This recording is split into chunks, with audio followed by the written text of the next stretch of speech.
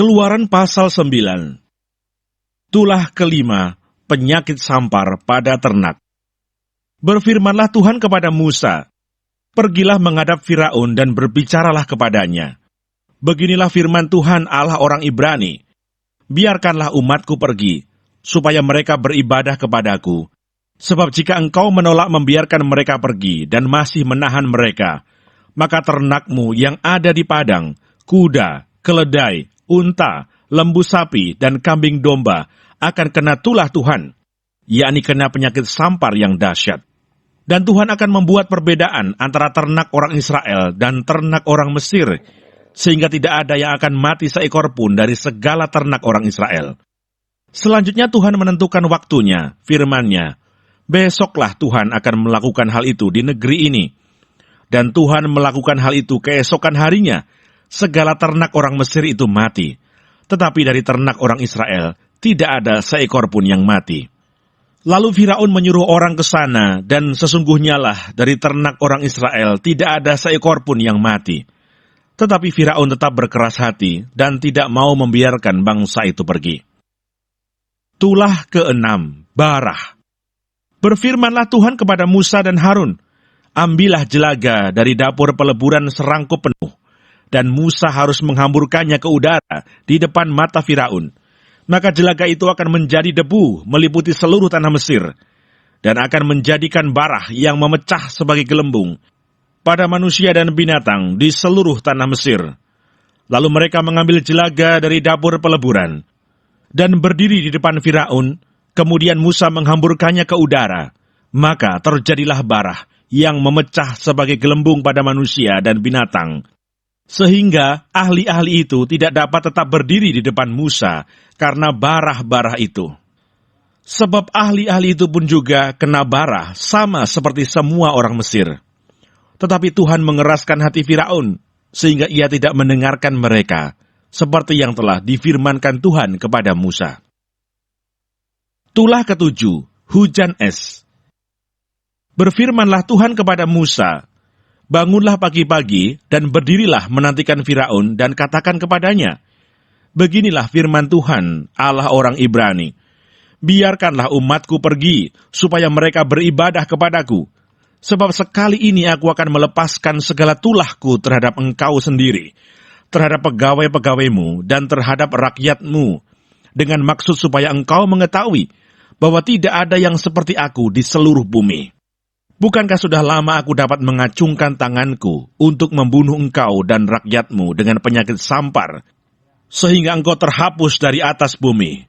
Akan tetapi inilah sebabnya aku membiarkan engkau hidup, yakni supaya memperlihatkan kepadamu kekuatanku, dan supaya namaku dimasyurkan di seluruh bumi. Engkau masih selalu menghalangi umatku, sehingga engkau tidak membiarkan mereka pergi.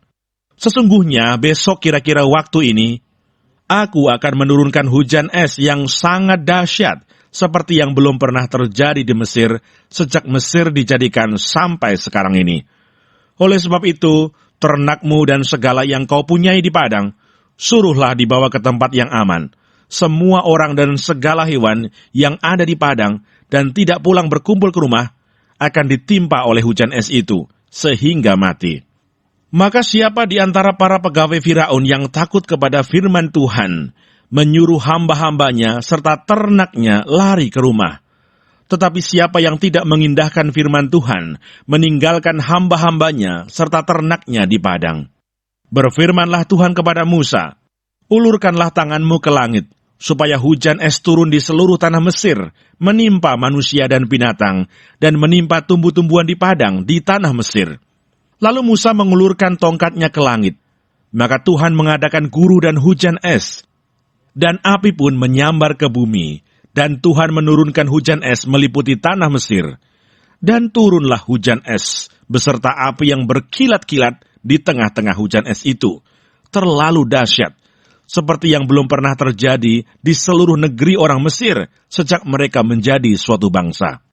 Hujan es itu menimpa binasa segala sesuatu yang ada di padang, di seluruh tanah Mesir, dari manusia sampai binatang, juga segala tumbuh-tumbuhan di padang ditimpa binasa oleh hujan itu, dan segala pohon di padang ditumbangkannya. Hanya di tanah Goshen, tempat kediaman orang Israel, tidak ada turun hujan es. Lalu Firaun menyuruh memanggil Musa dan Harun serta berkata kepada mereka, "Aku telah berdosa sekali ini. Tuhan itu yang benar, tetapi aku dan rakyatkulah yang bersalah. Berdoalah kepada Tuhan. Guruh yang sangat dahsyat dan hujan es itu sudah cukup. Maka aku akan membiarkan kamu pergi. Tidak usah kamu tinggal lebih lama lagi." Dan berkatalah Musa kepadanya, "Sekeluar aku dari kota ini, aku akan mengembangkan tanganku kepada Tuhan. Guru akan berhenti, dan hujan es tidak akan turun lagi, supaya engkau mengetahui bahwa bumi adalah milik Tuhan. Tetapi tentang engkau dan para pegawaimu, aku tahu bahwa kamu belum takut kepada Tuhan Allah. Tanaman rami dan jelai telah tertimpa binasa, sebab jelai itu sedang berbulir dan rami itu sedang berbunga. Tetapi gandum dan sekoi tidak tertimpa binasa, sebab belum lagi musimnya." Lalu keluarlah Musa dari kota itu meninggalkan Firaun, dikembangkannyalah tangannya kepada Tuhan. Maka berhentilah guruh dan hujan es, dan hujan tidak tercurah lagi ke bumi. Tetapi ketika Firaun melihat bahwa hujan es, dan guruh telah berhenti, maka teruslah ia berbuat dosa. Ia tetap berkeras hati, baik ia maupun para pegawainya. Berkeraslah hati Firaun, sehingga ia tidak membiarkan orang Israel pergi, seperti yang telah difirmankan Tuhan dengan perantaraan Musa.